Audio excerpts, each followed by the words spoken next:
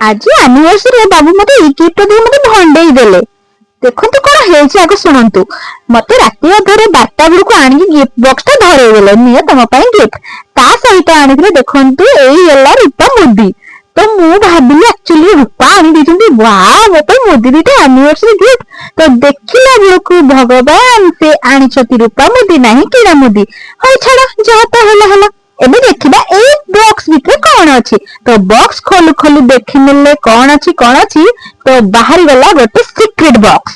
ତ secret box ଟା କେତେ ସୁନ୍ଦରିଆ ହେଇଗଲା ଦେଖି ମନ ପୁରା ଖୁସି ହେଇଗଲା। ତ ଦେଖନ୍ତୁ ମତେ ଏତେ ଖୁସି ଲାଗୁଥିଲା ମୁହଁ ବି ଦେଖେଇଲିନି ଲାଷ୍ଟ ବେଳକୁ। ତ ଖୋଲିଲା ବେଳକୁ ବାହାରି ପଡିଲା ଟେଡିଟେ ଆଉ ଗୋଲାପ ଫୁଲ। ତ ମୁଁ ସେଥିପାଇଁ ବହୁତ ଖୁସି ହେଇଗଲି। ଲାଷ୍ଟ ମୋମେଣ୍ଟରେ କହିଲି ମତେ ତ ଟେଡିଟେ ଅଲରେଡି ଦେଇଛ, ଏଇଟା ଦେଇ ଭଣ୍ଡେଇ ଦେଲ। ଏପଟ ସେପଟ କରୁଥିବା ଗିଫ୍ଟକୁ ବାପ ବୋଉ ସଜେଇ ଦେଲେ। ତ ମନ କଷ୍ଟ ନକରି ଖୁସି ହେଇ ପିନ୍ଧିଦେଲି ମୁଦି ଦିଟା।